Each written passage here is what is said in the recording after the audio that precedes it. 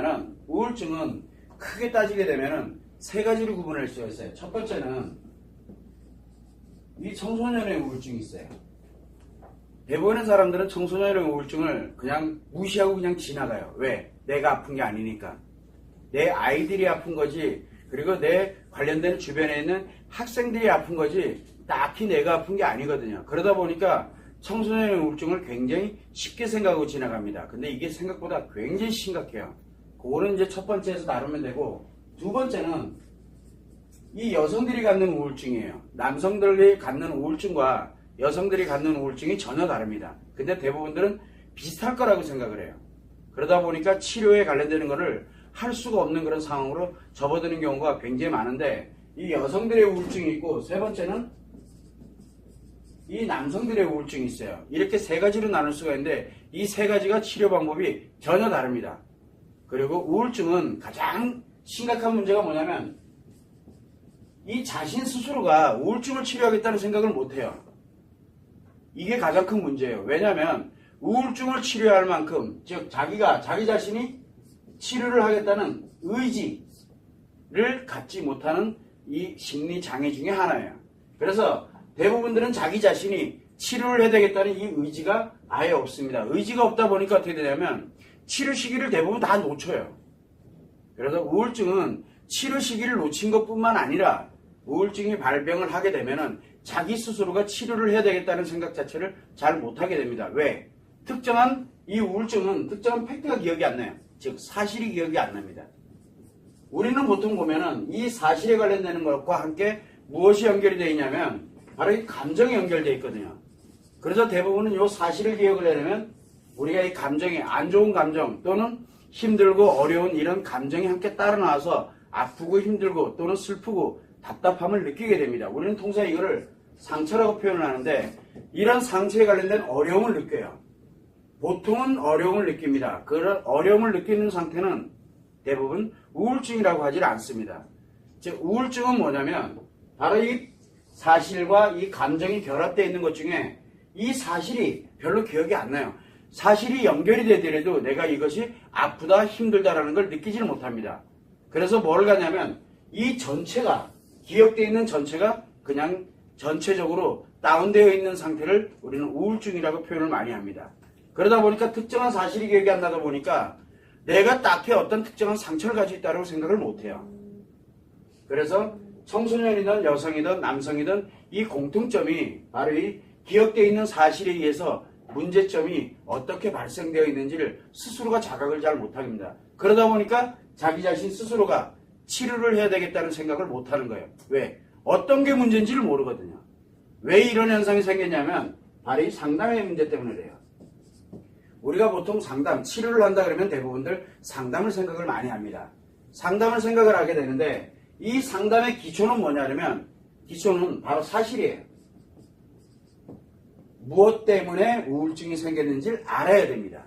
그러다 보니까 무엇 때문에, 즉 그 사람이 가지고 있는 기억에서 어떤 사실의 기억이 이 사람을 힘들게 만들었는지를 분석을 해내야 됩니다. 그러다 보니까 이 상담을 하면서 이 사실을 끌고 와야 돼요. 이 사실을 알아야 이 사실에 결합되어 있는 이 감정을 치료한다라는 생각을 하거든요.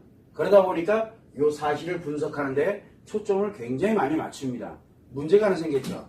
우울증인 경우에는 이 사실이 특정하게 기억이 아프게 기억을 하질 못합니다. 우울증일 경우에는 그냥 그랬던 일이 있었어.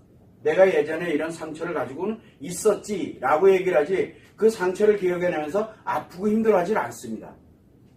이러한 특징 맥락을 가지고 있는데 이 사실을 계속 끌고 오다 보니까 상담에서 이 사실을 끌고, 즉 내가 가지고 있던 기억, 과거의 경험이라든가 기억들이 어떤 것이 있었는지를 계속 지속적으로 분석을 해냅니다. 자, 그러다 보니까 뭐가 생기게 되냐면 이게 우리가 이미 알고 있는 보편적인 거예요. 보편적인 거. 자, 그런데 이 우울증에 들어가게 되면 이 사실, 특정한 사실이 아프게 느껴지지 않는다고 그랬잖아요. 그러다 보니까 뭐가 만들어집니까? 상담을 안 해도 되는 게 돼버리는 거예요. 왜? 내가 아프면은 상담을 통해서 사실과 감정에 관련된 이 감정을 치료하겠다는 생각을 하게 되는데 대부분들은 상담을 해서 이 사실로 감정을 치료한다는 생각, 내가 치료할 내용이 없다니까요. 우울증은 내가 치료할 내용이 없는 거예요. 그러다 보니까 우울증을 방치한 채로 대부분 다 넘어가는 겁니다.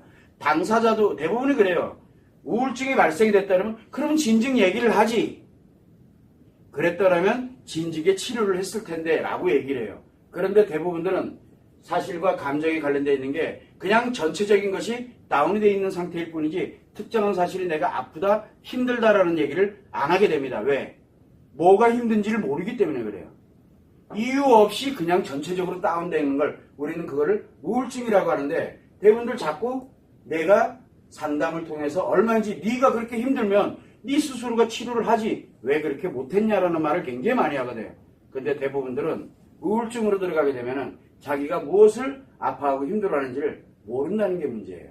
자, 그래서 실제로 상담이 이런 사실을 가지고서 치료를 한다는 걸 알고 있기 때문에 미주알고잘 뭔가를 얘기를 해야 된다라고 생각하거든요. 근데 나는 딱히 얘기할 게 없어. 그러니까 상담을 하지 않습니다. 그래서 우울증 환자는 자기 발로 상담 가는 경우가 극히 많이 드물어요. 대부분들은 우울증이 아니라 우울감을 느끼면서 또는 상처로 아파하고 힘들어해서 그래서 전체적으로 내가 아프고 힘들다라는 그런 거를 우리는 우울증이다라고 표현을 많이 합니다. 근데 사실은 우울증이 아니에요. 그거는 상처가 작용을 하고 있는 것 뿐이죠. 그래서 심리장애라고 표현하는 것보다는 그런 상처 때문에 아파하고 힘들어하는 사람들은 그런 우울증의 형태가 아니고 상처 때문에 힘들어지는 것 뿐이지 우울증이라고 표현하지 않습니다. 이러한 맥락에서 바로 우울증을 우리는 대부분들 간과하고 많이 지나가게 돼요. 그러다 보니까 실제 우울증 환자들은 치료를 한다라는 생각 자체를 아예 안 해요. 왜? 치료의 의지도 없지만 무엇을 치료해야 될지도 모르는데 우리는 특정한 사실에 의해서 아프면은 이 사실에 대해서 아픈 거를 치료하려고 들어요. 그런데 엄격히 따져보면 우울증은 더 악화되어 있는 상태거든요. 악화되어 있는 상태인데 특정한 사실이 뭐 때문에 내가 이렇게 아픈 건지를 정확하게 인지를 하지 못하게 되다 보니까 치료를 해야 되겠다는 생각을 못합니다. 그러다 보니까 당연히 치료를 해야 되겠다는 생각을 안 하게 되니까 치료를 해야 되겠다는 의지를 가질 수가 없는 거예요. 그래서 우울증 환자들의 공통점은 자기 스스로가 치료하기가 굉장히 어렵다는 거예요. 내가 치료해야 되겠다. 나에게 문제가 있구나. 내가 치료해야 되겠다 생각할 정도면은 우울증이 아니라는 얘기예요. 우리는 통상적으로 이 우울증과 함께 무엇을 많이 생각하냐면 우울증에 이 중독과 같이 연결되어 있는 이걸 뭐라 그랬어요? 이걸 조울증이라고 그랬어요. 조울증에 있는 사람들이 보통 보면은 우울증에 들어가 있을 때는 잘 모릅니다. 치료하겠다는 생각을 안 해요. 그런데 언제 하게 되냐면 조증으로 갔다가 즉 이 중독에 있는 이 조증으로 갑니다. 굉장히 좋아요. 굉장히 좋은 상태로 있다가 갑자기 우울증으로 떨어질 때는 어떻게 됩니까?